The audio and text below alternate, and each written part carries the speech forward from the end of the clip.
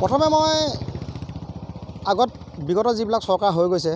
মই চৰকাৰকে দেখিছোঁ আৰু বৰ্তমান যিখন চৰকাৰ সেই চৰকাৰকো মই দেখিছোঁ কাৰণ যিহেতু এই দলংখন 3টা সমষ্টিৰ মধ্যস্থল পূব দিশত আপোনালোকে দেখিছে থাৰা সমষ্টি পশ্চিমত আছে শিৱসাগৰ সমষ্টি এইফালে আছে পূবত আছে আপোনাৰ মাহমা সমষ্টি গতিকে কোনো এটা সমষ্টিৰ এজন বিধায়ক মন্ত্ৰীও আজি এই দলংখনলৈ কেতিয়াও চকু দিয়া নাই কিন্তু ৰাইজে যে ইয়াত কেনেকুৱা জ্বলা কলা খাইছে সেইটোতো তেওঁলোকে দেখা নাই ইয়াত ওচৰৰ ৰাইজৰ স্থানীয় ৰাইজেহে প্ৰত্যক্ষ কৰিছে আমিতো নিজে এই ৰাস্তাটো আমি ধিতাইপুখুৰী হাইস্কুলত যেতিয়া যাওঁ এই ৰাস্তাটো চাইকেল মাৰি যাওঁ তেতিয়াৰ পৰা আমি দেখি আছোঁ যে এইফালে ONGC গাড়ী যিমান বৃহৎ গাড়ী আহে আমি তেতিয়া সিফালে সিটো মূৰত আমি ৰখি দিবলগীয়া হয় এতিয়াও এইফালৰ পৰা যদি ONGC গাড়ী আহে এইফালে এম্বুলেঞ্চ ৰখিবলগীয়া হয় এইফালৰ পৰা যদি এখন আহে এইফালে এম্বুলেঞ্চ ৰখিবলগীয়া হয় এই দলংখনৰ বিভিন্ন ধৰণৰ সমস্যা আছে এই সমস্যাখিনি আপোনালোকে নিজে দেখিছে দলংখনৰ যিবোৰ গাঁত বৃহৎ ঘাট আছে সেইবোৰ কয়ল ওলাই গৈছে এখন যদি ডাঙৰ গাড়ী যায় এইফালে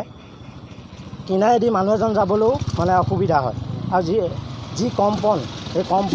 এই এনেকুৱা ইমান ডাঙৰ কম্পন হয় সেই কম্পনো আমাৰ বুকু কঁপি যায় বিভিন্ন ধৰণৰ সৰু ল'ৰা এটাও যদি লৈ হাতত কিনাৰ দি আমি যাওঁ গাড়ী এখন মাৰুতি কাৰ এখন গ'লেও এইফালেদি কিনাৰেদি আমাৰ যাবলৈ ৰাস্তাটো সেই দলংখন ঠেক হয় বিভিন্ন ধৰণৰ সমস্যা আছে